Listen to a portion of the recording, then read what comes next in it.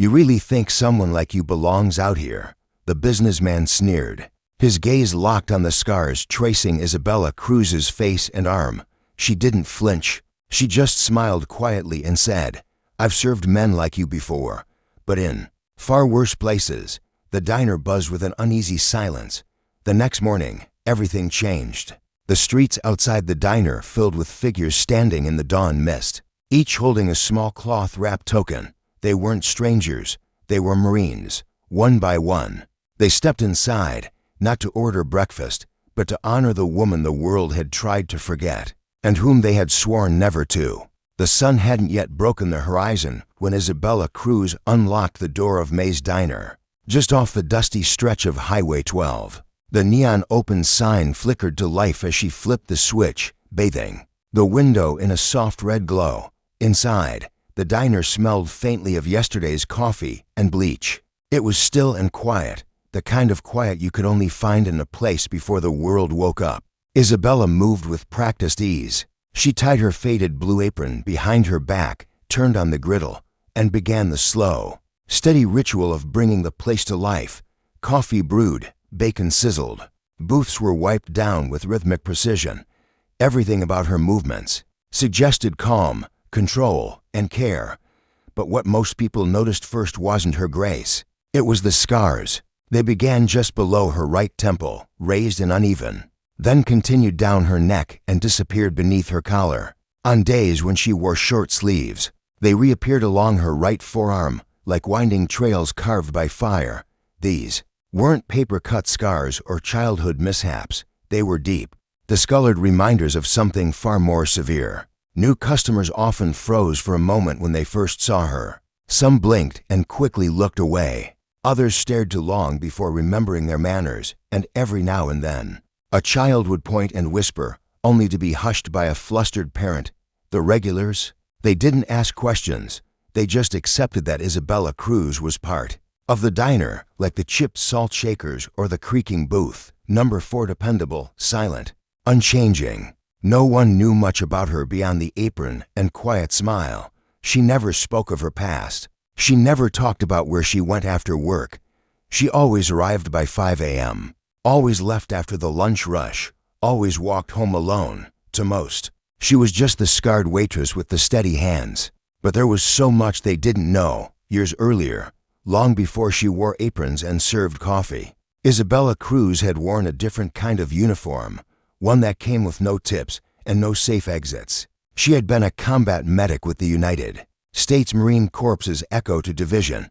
Her specialty, frontline triage under fire. Her job had been patching up wounded Marines when evacuation wasn't yet an option. She'd done it in blinding sandstorms, beneath mortar fire, and in makeshift shelters where supplies were short and decisions had to be made in seconds. She had once gone 3 days without sleep while treating a convoy ambushed in Fallujah. The scars came during her second tour. A supply transport had been struck just outside Forward Operating Base Courage. 2 Marines were trapped inside as flames devoured the vehicle. Isabella didn't hesitate. She rushed in, no helmet, no backup, just gauze, adrenaline, and duty. She managed to pull both men out. Seconds later, a secondary explosion erupted. Shrapnel tore into her side. Her right arm was burned as she shielded one of the Marines with her body. She remembered the heat, the blood, the distant sound of someone shouting her name, then darkness. She woke up in a field hospital 2 days later. A nurse whispered, "You're lucky to be alive." Her records would later say severe trauma sustained during active combat while rescuing personnel. Under fire, her commanding officer recommended her for a commendation. She received a Purple Heart, and then she disappeared. Civilian life wasn't easy. Job interviews ended with polite rejections. When employers saw her scars, she was told she wasn't a good fit for customer-facing roles. Eventually, she stopped trying. May's Diner had been the first place that didn't flinch. Margaret Benson, the owner, had simply said, "Can you be here by 5 a.m.?" Isabella had nodded, and from that day on, the diner became her battlefield of peace. No one in town knew she had once saved lives beneath falling mortar shells. No one guessed that the woman silently refilling their coffee had once held the artery of a dying man between her fingers to stop him from bleeding out. To them, she was just Izzy, the quiet one who always remembered your order and never missed a shift. But beneath the quiet surface, Isabella Cruz carried a past woven with fire, duty, and sacrifice. And one morning, that past would come walking back through the diner's front door, not with words, but with honor, silence, and remembrance. Tuesday mornings at May's Diner usually passed without drama. The early regulars trickled in: truckers, construction workers, a retired school principal with a crossword habit. They sipped their coffee in peace, nodded politely at Isabella Cruz, and talked about the weather or football or nothing at all. But this morning was different. At 8:37 a.m., the front door jingled, and three men in pressed shirts and loosened ties stepped inside. Out-of-towners, clearly, probably passing through for a business meeting in the city. Their cologne hung in the air like arrogance, and their laughter was louder than necessary, disrupting the quiet rhythm of the room. They slid into the corner booth by the window and kept talking as if the rest of the diner didn't exist. Isabella approached with her usual quiet grace, menus in hand, coffee pot balanced effortlessly. She greeted them with a nod and set down the menus. As she leaned forward to pour their coffee, the largest of the three paused mid-sentence. His eyes locked on the scars that traced her neck and disappeared beneath her collar. He didn't even bother to lower his voice. "You really think someone like you should be out here serving people?" he sneered, his smirk curling like smoke. "Wouldn't dishwashing in the back be more appropriate?" The words hit the air like a dropped plate. Forks paused. Coffee cups froze midair. An elderly couple at booth 6 looked away. The cook, midway through flipping a pancake, stopped cold. The diner held its breath. Isabella straightened, her expression unreadable. She looked him in the eye, calm, unshaken, and then she said simply, "I've served men like you before, but in far worse places." The businessman blinked, clearly not expecting a reply. His two companions chuckled awkwardly, trying to recover the moment. He leaned back, scoffing. "Don't tell me you were in the military," he said, eyes sweeping her scars like an insult.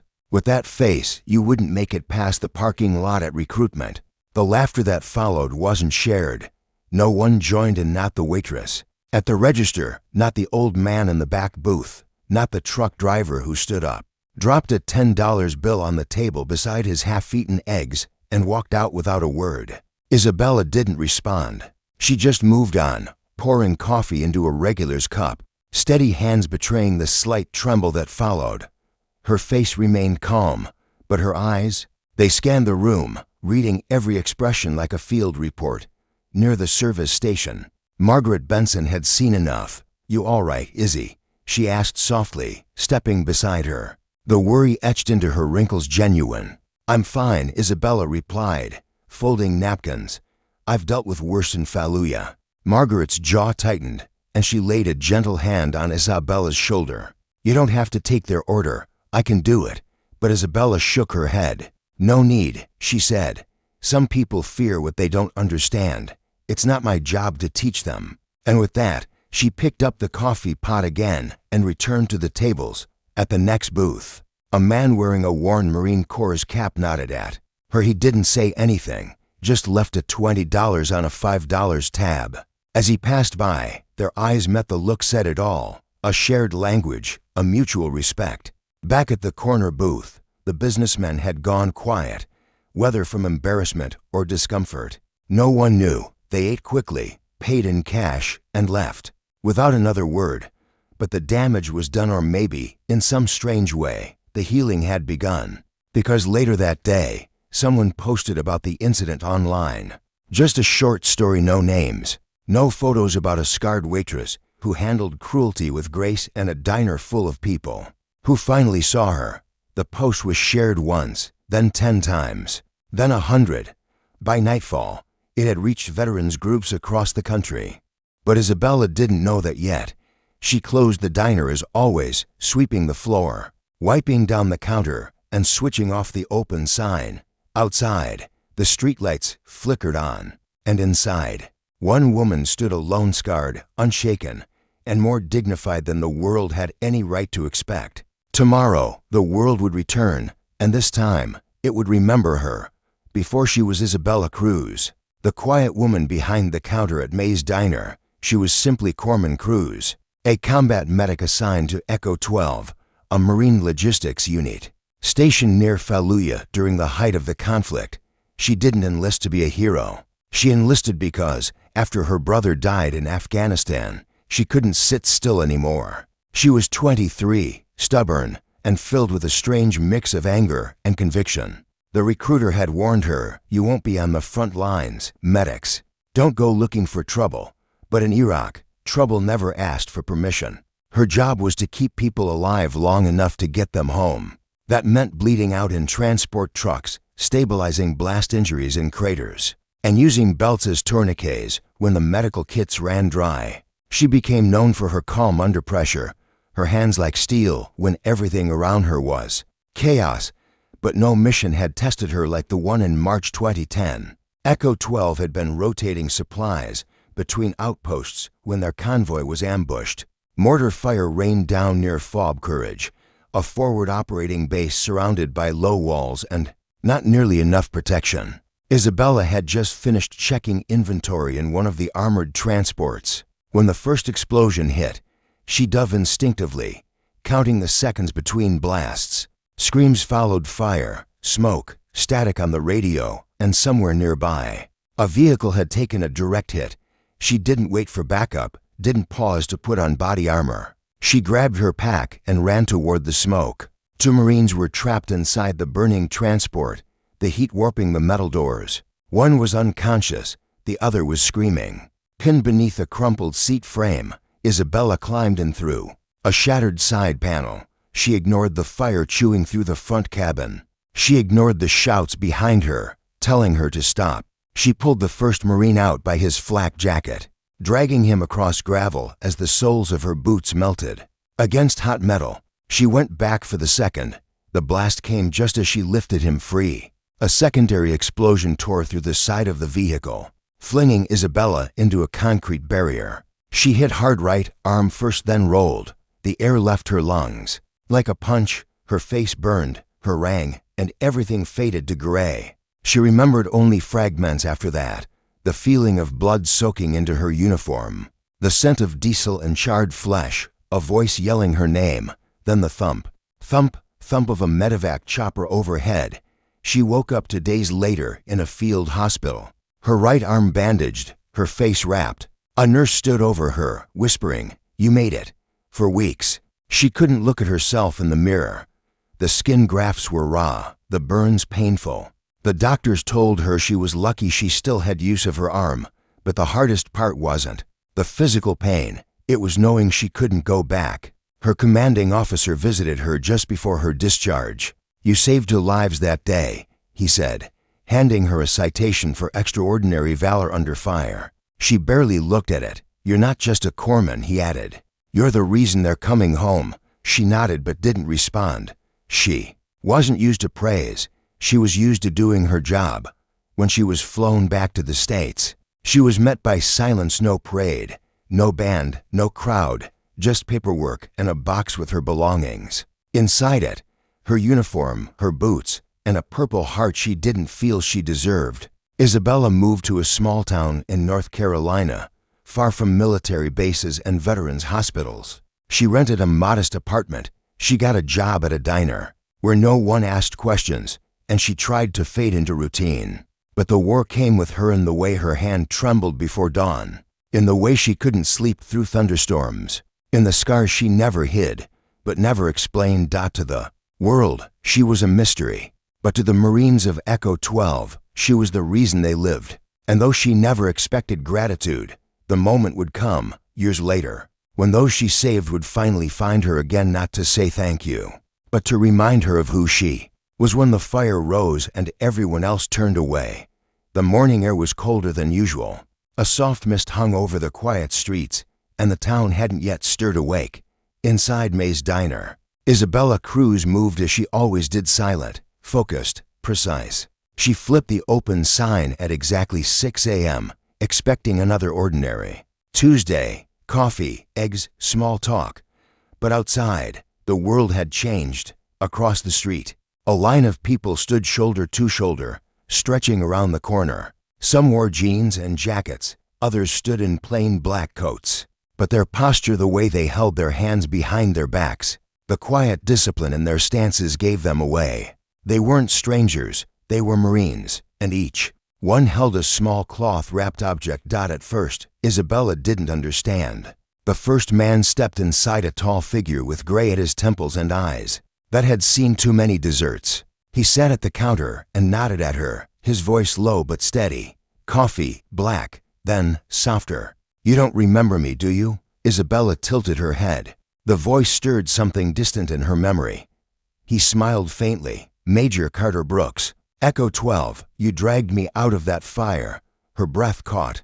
She hadn't heard the name in years. He reached into his coat and placed a small green-wrapped bundle on the counter. I'm not here for breakfast, he said. I'm here to return something. Inside the bundle was a battered Echo 12 medallion, the metal dulled by sand and time.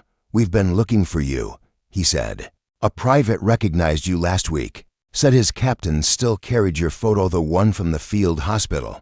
You were still working, still bandaging others while your own arm was burned. Isabella didn't speak. She couldn't. Tears blurred her vision as she nodded silently. Outside, the line didn't move fast, but one by one they came. Each Marine brought something, a unit patch, a letter, a coin, a photo. Some hugged her. Others could only nod, eyes wet, their throats too tight with memory. A young man with a prosthetic leg stepped up next. You probably don't remember me, he said, placing a coin into her hand. But I remember you. You held pressure on my leg while I screamed and cried and cursed. And you told me a joke, something dumb about a camel and a sandwich, and I laughed. That laugh kept me alive. Another Marine, older, handed her a folded letter. My son was one of the ones you pulled from that truck. He's got 3 kids now. They wouldn't be here without you. By 10 a.m., local news had arrived. By noon, the story had spread across veteran networks.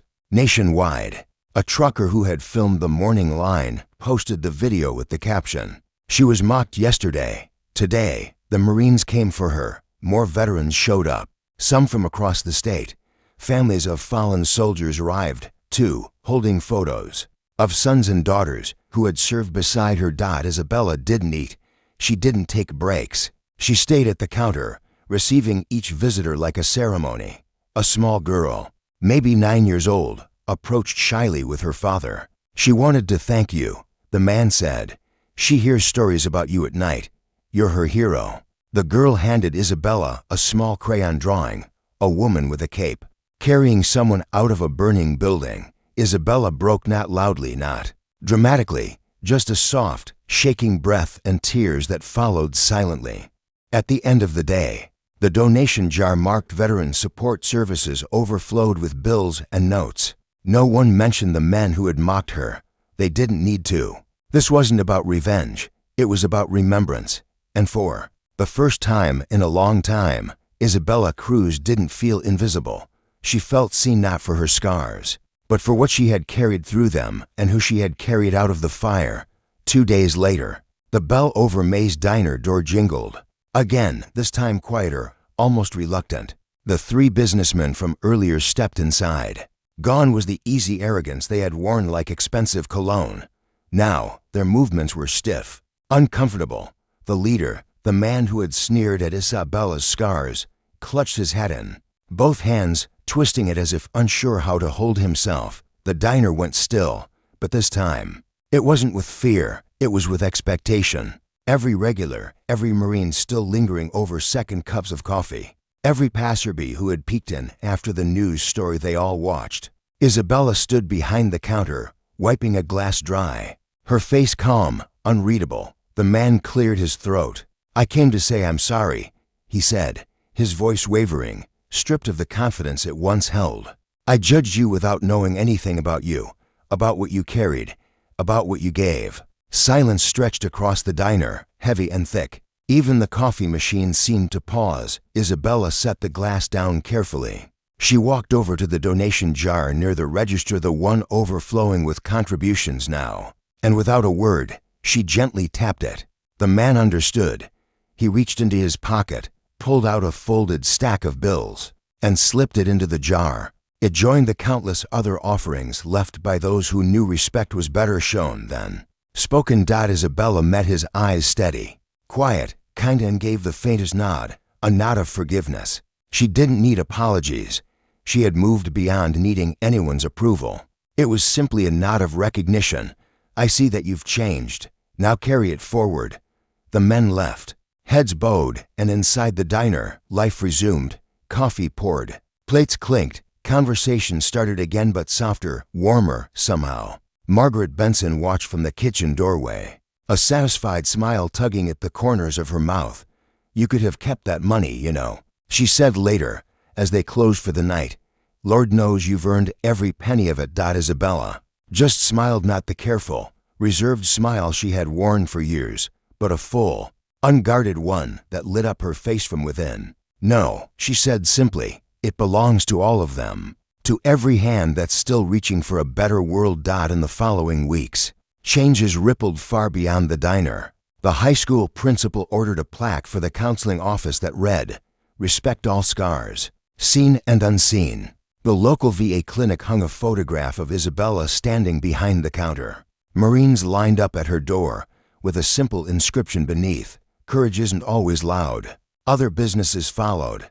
Signs appeared in windows, veteran-friendly, scar-friendly, human-friendly. May's Diner became more than just a place for pancakes and coffee refills. It became a sanctuary, a quiet beacon for anyone carrying invisible burdens, whether worn on skin or hidden deeper inside.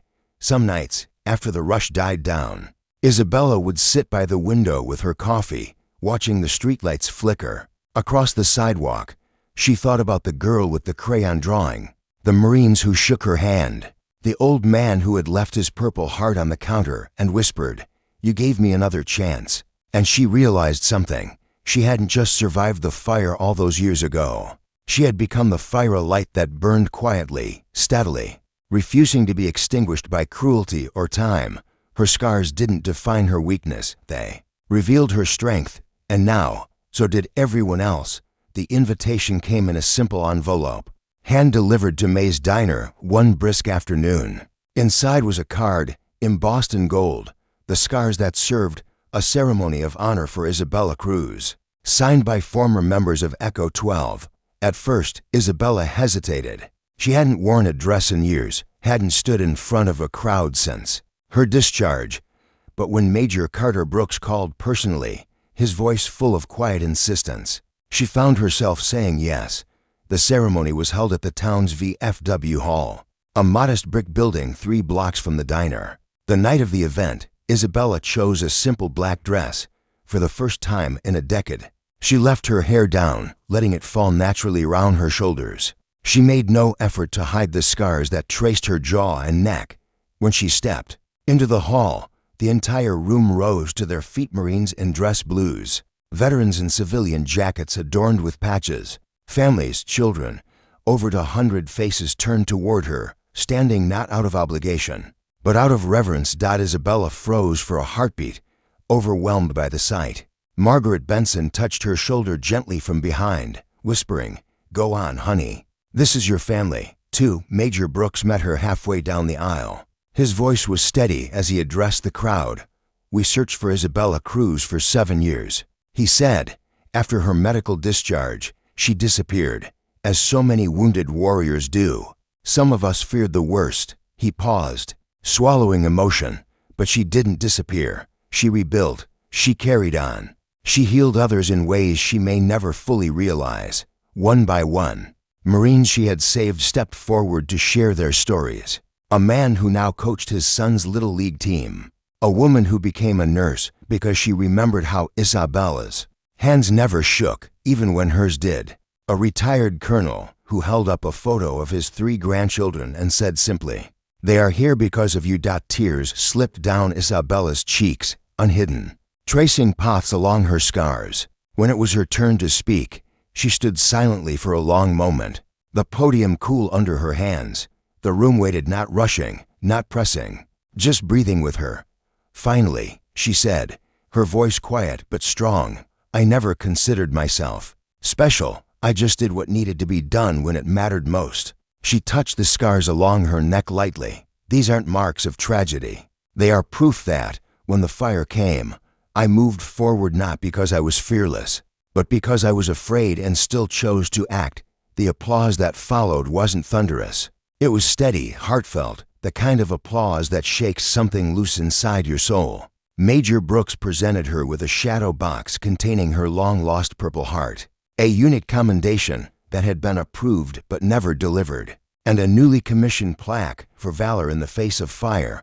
Isabella Cruz, Echo 12, a young Marine approached next, one she barely recognized now, older, steadier. He carried his infant son in his arms. "We named him Thomas, Isabella," he said shyly. "So he always remembers what courage looks like." That night, after the hall emptied and the lights dimmed, Isabella stayed behind a moment longer. She walked to the front of the room, where the American flag hung, the medals glinting softly under the muted light. For the first time, she allowed herself to feel it.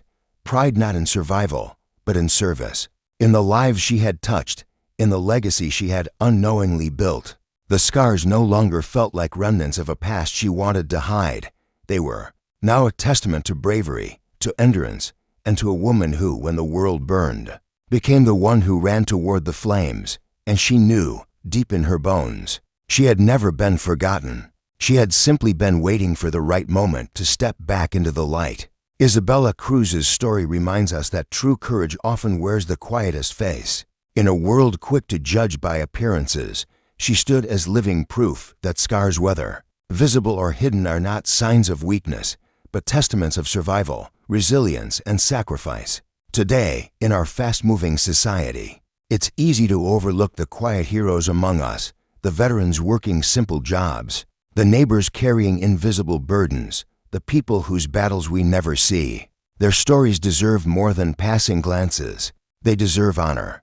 Maybe it's time we all ask ourselves, how often do we judge someone without knowing what they've endured, and how many lives have been shaped by people we barely notice? If Isabella's journey touched you or reminded you of someone in your life who carries unseen battles with grace, we invite you to share their name or their story in the comments below. Let's honor them together. Thank you for staying with us through this powerful story. If you believe in celebrating quiet strength, unseen courage, and the dignity of every person, please like this video, subscribe, and ring the bell so you never miss another inspiring story. And remember, sometimes the strongest souls are the ones who bear their scars and their kindness without ever asking for applause.